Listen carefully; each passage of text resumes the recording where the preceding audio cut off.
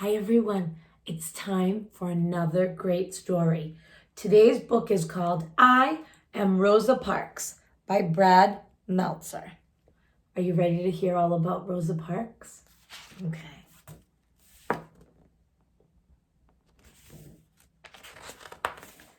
I am Rosa Parks. Growing up, I was small for my age. I was sick a lot too, since we didn't have money for a doctor. But that didn't mean I was weak. I'm not that short. Ha ha ha, looks like you are. When I was 11, as I was walking home from school, a boy on roller skates came zipping by and shoved me. He thought I'd be an easy target. But to his surprise, I turned around and I pushed him back. I knew fighting was wrong, but I didn't want him picking on me again. His mother saw what happened. She was mad that I'd pushed him. Uh-oh, this is going to be bad. Did you push my son?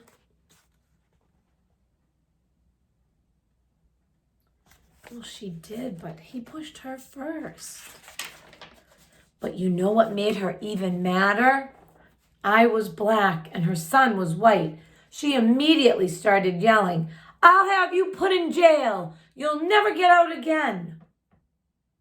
No question, it was scary.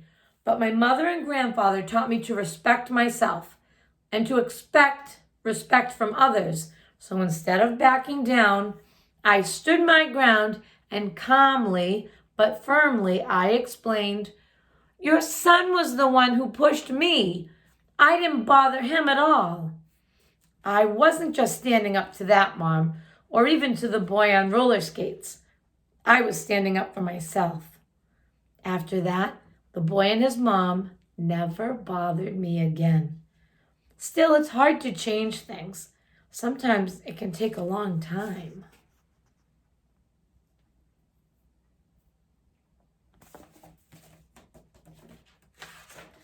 Back then, if you were black, you were treated unfairly just because of the color of your skin.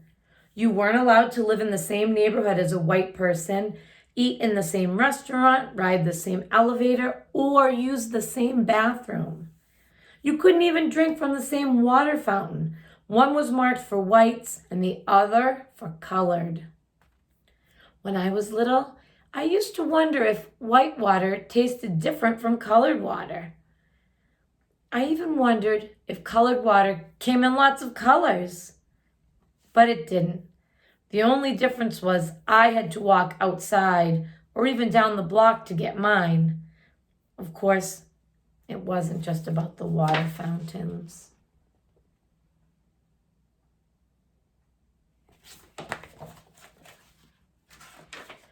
This was my school, a small, old wooden building with one room and one teacher for all of us. Everyone from the 5-year-olds to the 6th graders were stuffed in that one room. There were no windows, desks, and barely any books.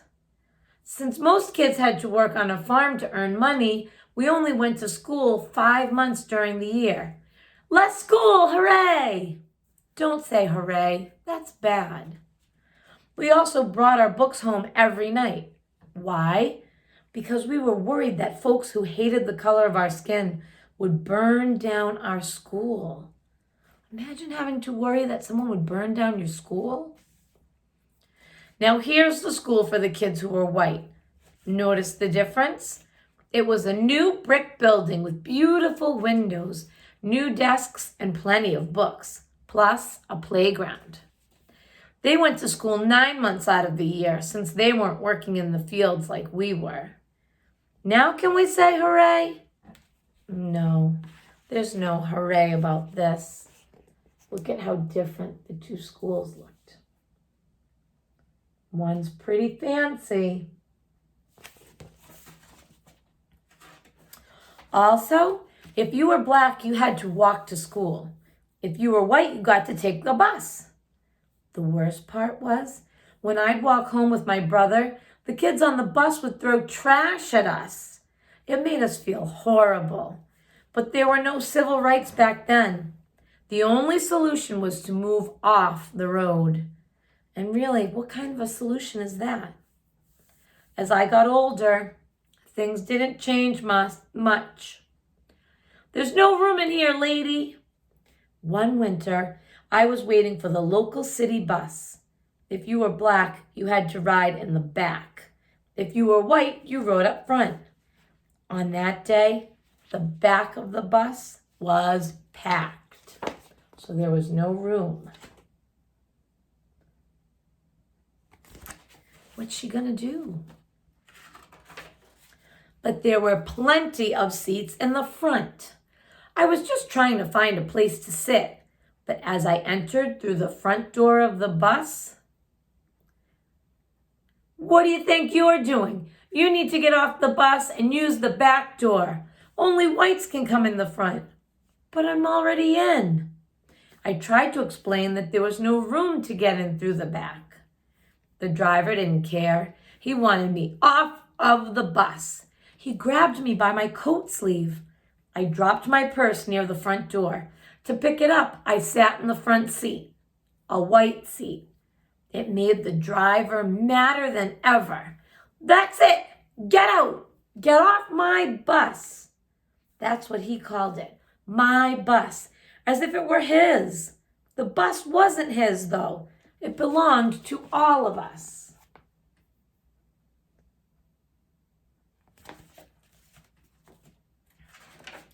Still, that afternoon, the driver got his way.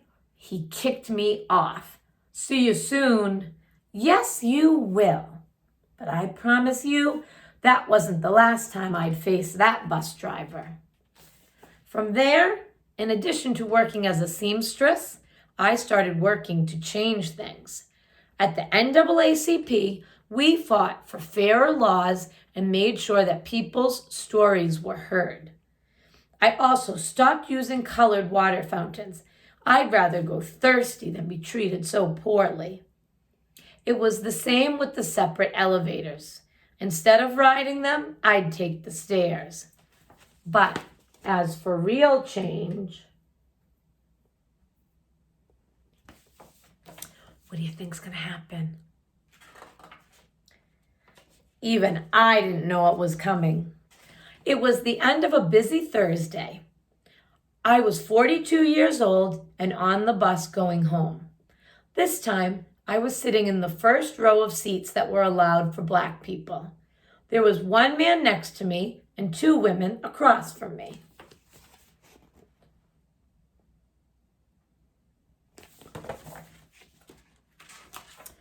It was the same driver from before, the exact same one from all those years earlier. At the third stop, a few white people got on, filling the rest of the empty seats. There was one white person left standing, so the driver told those of us in my row, "Let me have those front seats."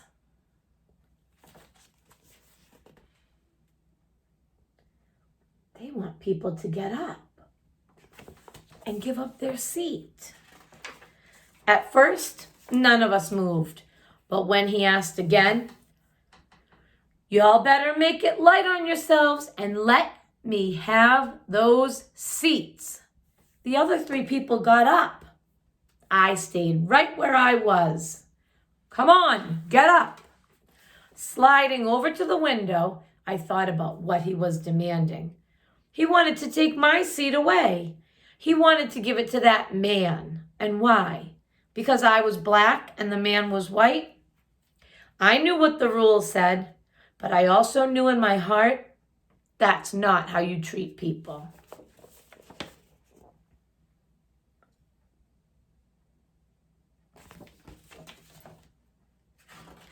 Without a doubt, the driver was mad, but I never lost my cool. I never raised my voice.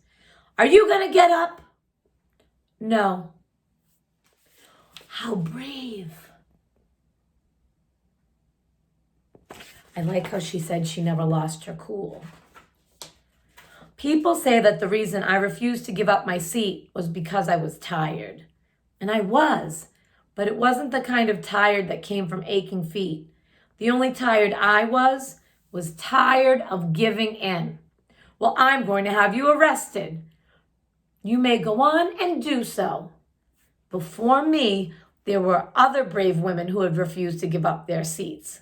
Still, on that day, for violating the rules of Montgomery, Alabama, I got arrested.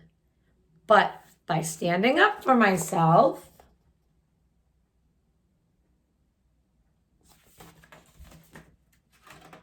I ignited a movement. From there, the Montgomery Bus Boycott began. For 381 days, that's well over a year, all blacks in the city, and even a few whites, refused to ride the public buses. But if you don't use the buses, we'll go out of business. Well, then maybe you should think about changing your rules. Finally, the rules were changed. Public buses were no longer allowed to separate people based on the color of their skin.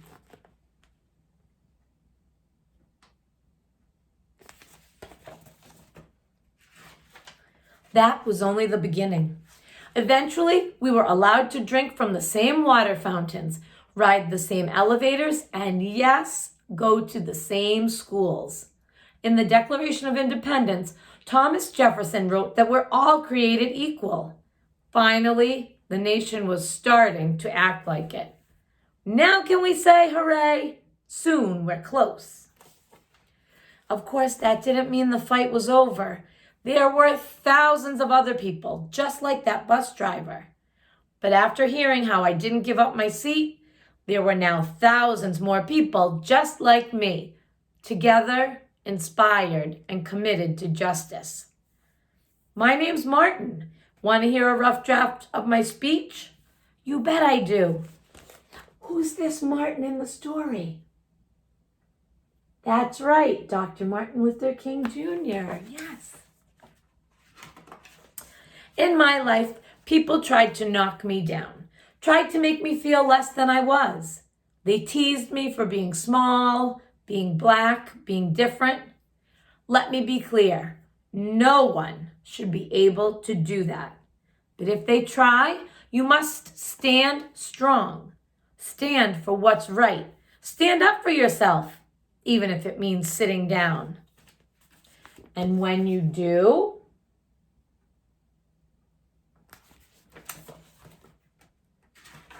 others will follow. What's the medal? It's the Congressional Gold Medal, one of the government's highest honors. George Washington got one too. Cool. Now can I say hooray? Go for it. Hooray!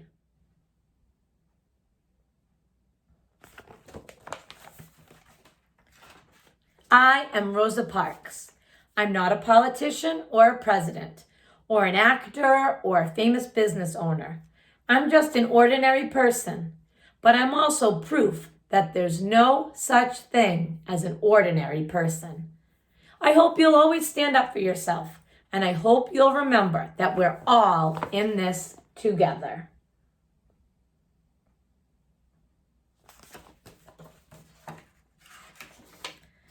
And that is the true story of Rosa Parks, an ordinary person who changed the world. Now, what do you think? I bet one of you will also be an ordinary person who changes the world, and I can't wait to see you make the world a better place. All right, that's today's story. I'll be back with another one soon. Bye.